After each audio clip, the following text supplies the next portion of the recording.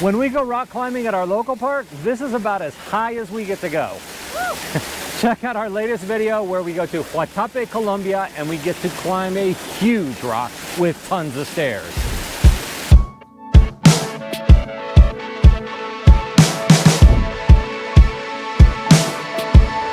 Hey everybody, I am Sean. And I'm Deb. And welcome back to the channel. Today we are going to talk about Guatapé, Colombia, and what a great place this was to visit.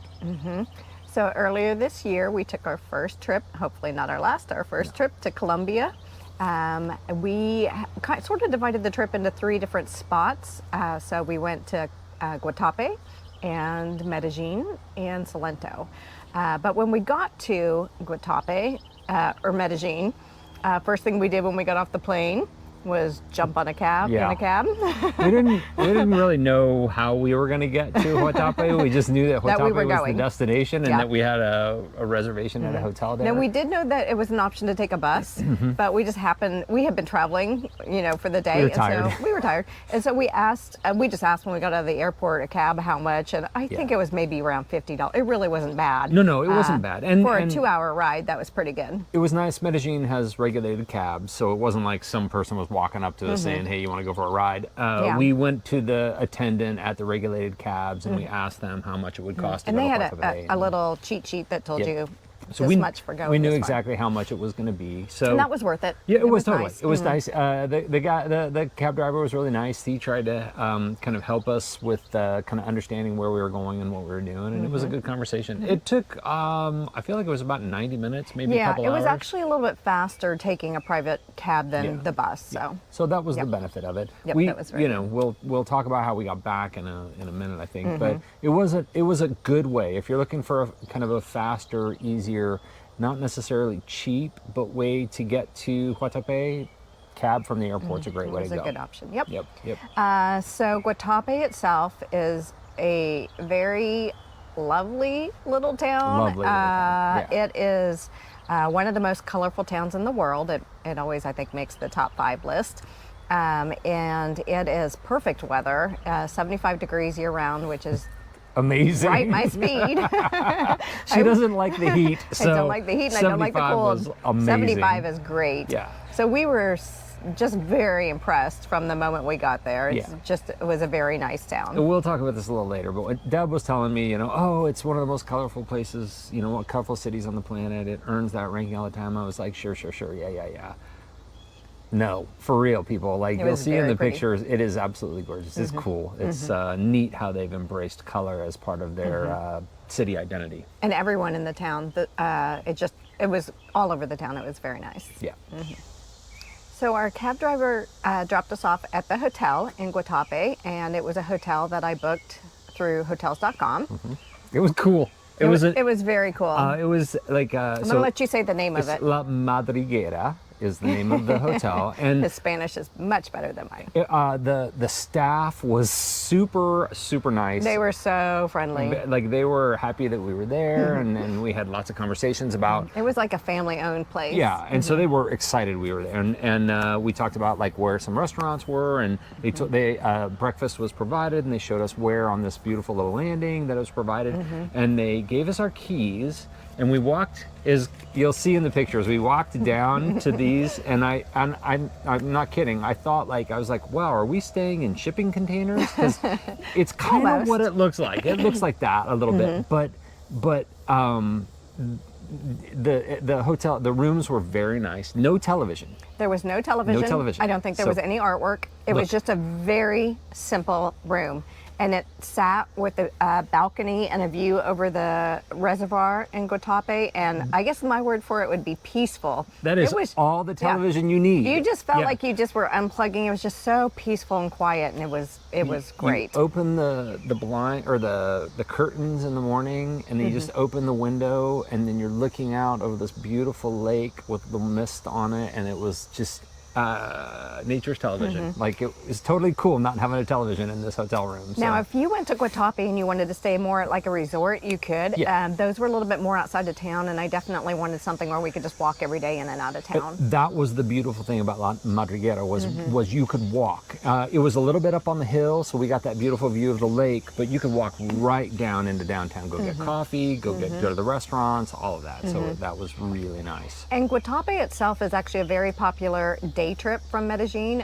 You can do it yourself, just jump on a bus and come out for the day, or you can do it book through someplace like Via Tour and do a day trip. But I had read a recommendation that it's worth spending the night. We actually went out and spent 2 nights, and it was worth it. It was just awesome. The peaceful quiet, and it was a great little town. The people were very friendly there. Yeah. And so I was very pleased with our hotel. It's a lake town, so it's on a big lake, and there are a reservoir. It's a really nice big. I mean, there's like speedboats. You could rent speedboats if you wanted to. If you wanted to go out, I remember there was a party barge that you could go out on if you wanted to. So it's definitely not just a kind of color artsy kind of cool town. It's also, if you want to go there and have kind of a nice little lake vacation, it's a great place to go to. So one of the things to do in Guatapé, and I had told Sean, I had seen video on this and I've read about it, and he was welcome to do it, and I would stand at the bottom and I would watch him do it. As you can hike up the Rock of Guatapé, also known as it's El Peñón, or you can call it La Piedra. If you ask people to, told them I climbed La Piedra, they'll know what you mean. But I think the proper name of it first is El Peñón. Yeah. Now, this was a little bit outside of town, so we did catch a cab to go out there. A tuk-tuk. That's right. We took a tuk-tuk. We drove a tuk-tuk, and the tuk-tuk driver was super nice too. Thing about tuk-tuks in Guatapé, because they're like super artsy in Guatapé. They love to embrace color and art, and all of the tuk-tuk drivers decorate their tuk-tuks differently with different art. And the one who took us up there, his sister was an artist, and she had decorated all of his tuk-tuk with her art, which is super cool. So yeah. Sorry. No, that's aside. fine. Yeah. But La Piedra, it was. So she kept telling me, I don't think I'm going to climb it. She doesn't like heights. I'm like, come on, step outside your comfort zone. Yeah. She did. Okay, so I decided that I was going to do this with him because, you only live once, and I'm there, so I might as well. Oh, let me tell you. How many steps? 780 steps, and it is up the side of a giant rock. It is. And it's a giant rock. It is a giant rock. They've made a staircase, just zigzag back and forth up the side of the rock. Yep, so and you zigzag back and forth. And I hope one the side pictures... you're looking at the rock, and one side you're looking out over the scenery. So Deb never not looked at the rock the entire way up there. Every time we would make a turn, I'd turn my head, so I was always facing the rock. There was no way I was turning and looking the other way. But once I got to the top, it was fine to be at the top. At the top, yeah. And they had popsicles. And they had popsicles. It was awesome. So they did have vendors down at the bottom, and then again, when you got up top, there was vendors at the top. Lots of vendors at the bottom. Again, we talked in a previous video about Latin America, South America being prepared to pay to go to the restroom. That happened at the bottom for sure. Did you have to do it at the top? Did you have to pay? No, I actually don't think I did at the top. There's a tip for you. If you're climbing El Peñón and you need to use the restroom, do it at your hotel, climb El Peñón, and then you don't have to pay to go to the restroom at the top. So travel tips by Sean. So the top was fine. I was fine looking out over the top, and the views were absolutely amazing. So even I've seen the video he took while we were climbing, so that was nice. She got to see some of the panoramic scenery that I got to witness. But it's very beautiful at the top, and you're looking over the reservoir, and it's really nice. It's well worth the climb. There's small vendors at the top, so mostly they're focused on selling popsicles and ice cream and drinks. Rewards. And you can get a beer. It's totally rewards driven. Yeah, you made it to the top. But it is it's almost like a 360 degree. You can walk around all up and down, or all around it, and be able to look all around over Guatapé itself, or to the other side was the reservoir, so you can see that. So it's definitely worth doing. If you're an adventure seeker, climb El Peñón. Even if you're not Yeah, if you're scared of heights, climb up Peñol. just do it. Just face the rock the entire way up. Yeah. Now, I will say coming down was a lot less scary because the way the staircases are built, when you're going up, the staircase is on the outside. Yeah. And when you're going back down, the staircase is on the inside, so you never felt like you were off on the edge. So coming down was much easier. Just in case you are worried about it, there is a chicken exit halfway through. So you're Sort not, of. if you start it and you just start to feel like, I feel like there was a first aid halfway up too, yeah. right? So they know that some people start it and then they don't stop it. There is a charge. I don't remember what it was, but I feel like it wasn't much. Yeah, no, it was maybe like about $4, something like that.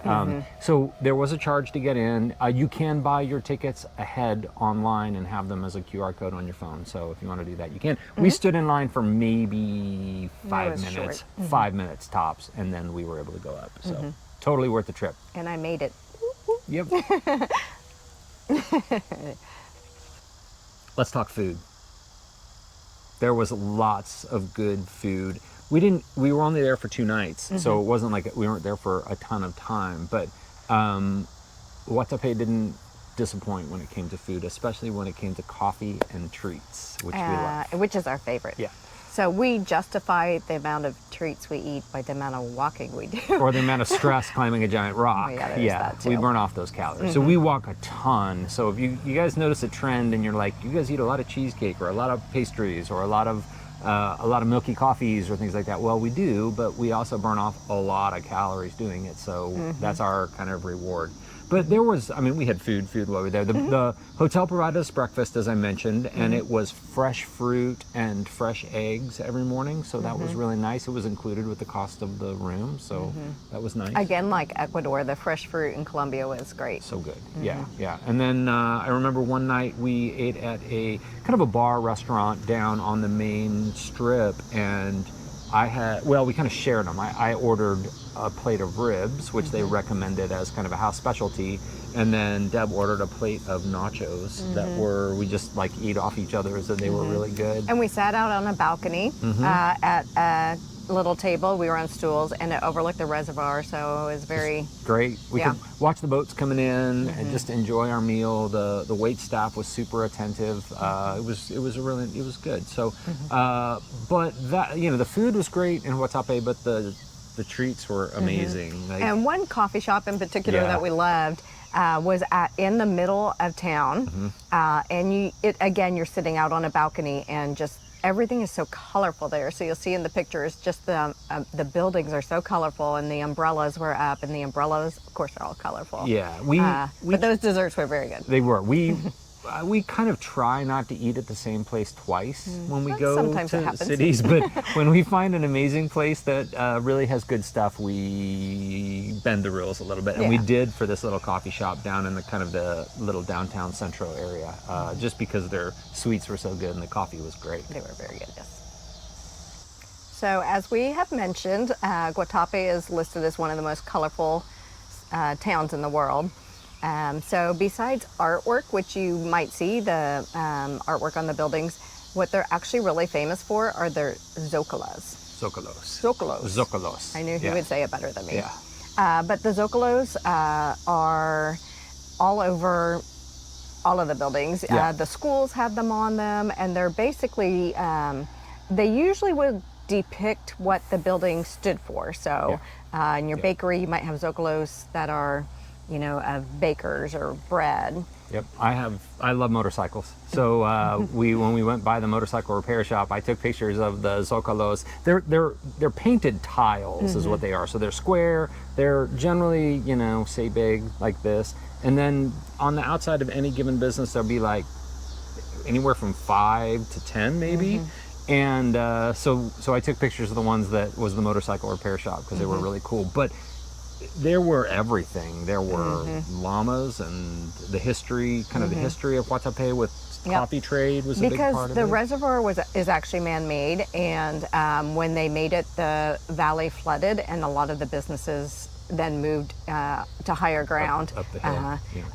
And so there's some history zocolos. Yeah, zocolos, very good. Yeah. So I mean, honestly, the town is it's like I said, 75 degrees. It's perfect weather for just getting out and walking, and you can just get lost in the streets looking at the pretty art. buildings and the art. I feel like if there was we did quite a bit of walking just around town. Oh yeah. If there was a flat surface, like when you were walking upstairs, they'd paint the stairs that you're walking and looking up. I felt like if there was a flat surface in that town, they painted it some beautiful color. And I mean, when we're talking about colors, we're talking like oranges and yellows and bright blues and aquas and I mean, it's just these really, really, I mean, almost like, I mean, some people might be like garish colors. They're bright and vibrant, and it was really, really pretty. It was very nice. When Deb told me we're going to this place that's super colorful, I was like, yeah, but yeah, no, it's really, really colorful. It's really pretty. It was neat to see them embrace that.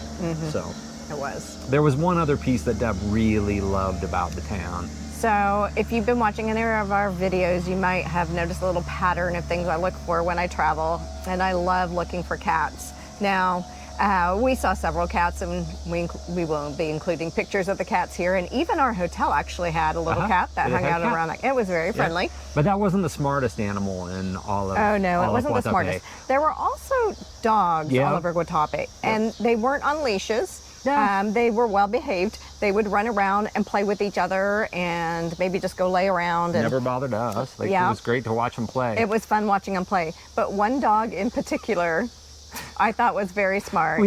We were walking down the street, and it was early in the morning because we were going to go catch the bus, and we saw this dog who was sitting outside of the local butcher. The butcher hadn't quite opened yet, and that dog was there, and I guarantee you, if we came back the next day and the next day and the next day, that little dog would be sitting right there at opening dog. He was the smartest dog in all of Guatapé. It was really cool.